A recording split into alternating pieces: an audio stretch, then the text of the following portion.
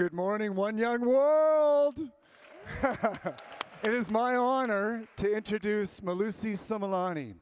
He's from Eswatini. He's the founder and executive director of Eswatini Sexual and Gender Minorities, an organization that empowers, supports, and advocates on behalf of the LGBTQ community in Eswatini.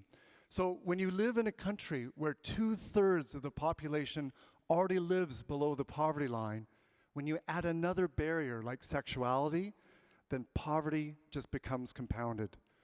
Please welcome Melusi to share his story.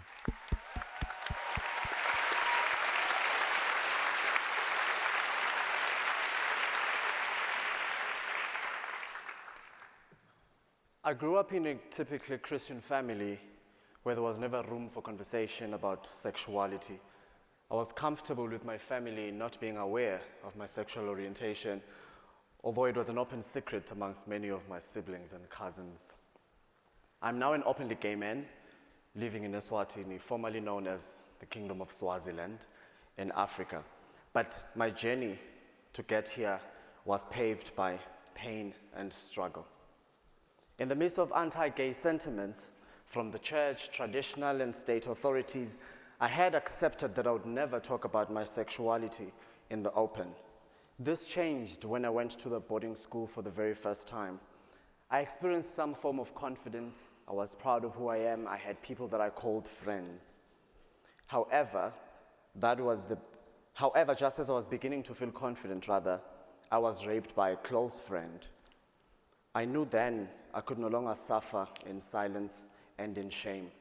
It was the disbelief and lack of empathy that made me use my voice, or whatever was left of it, to build awareness and to build awareness of the horrible experiences that we face. This set in motion my journey of activism and advocacy. I started to learn about the shocking experiences of fellow LGBTIQ persons and the dire economic experiences that they are forced to endure. In a country where over 2/3 of the population live below the poverty line, it is unfortunately unsurprising that the LGBTIQ people suffer the most.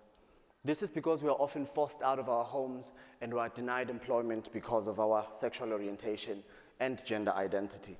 Even access to health care and many human rights services can be denied because of your sexual orientation, and there is no formal recourse for the discrimination.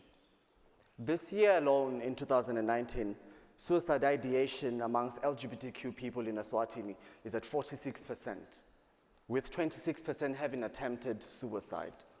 This is why I founded Eswatini Sexual and Gender Minorities, or ESGM, an organization which advocates for the protection of LGBTQ people and strives to reduce harm that is on the basis of sexual orientation and gender identity and expression. We advocate. Thank you.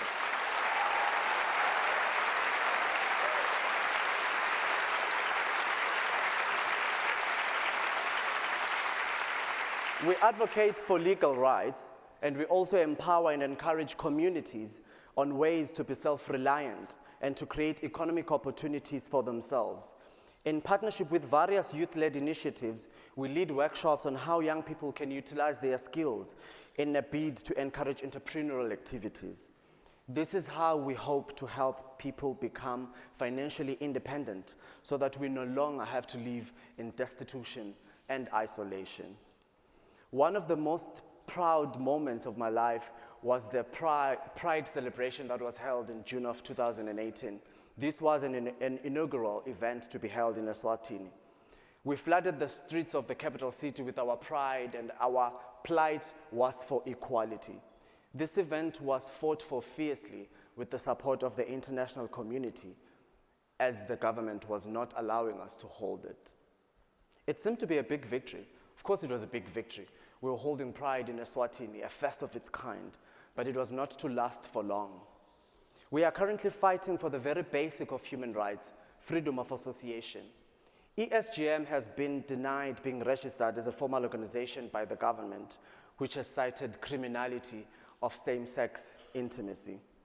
Recently, the government has suggested on all state media that they can discriminate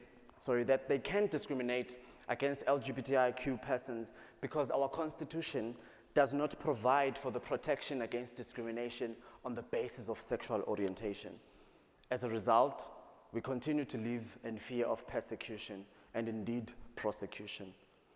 Poverty amongst LGBTQ people never gets a lot of attention, but it is often a hidden consequence of the denial of our legal and human rights to exist in each and every of our societies. People talk about human rights as basic, but for many of us, people like myself, these rights are still unattainable. We do have hope. That is why we're here in One Young World, but we cannot delay action any longer. We need you, the international community. We need you, One Young World, to exert pressure and help us attain all these fundamental rights and equality that we so desperately desire. Because until that day comes, some amongst us will forever remain less human than the next person. Thank you.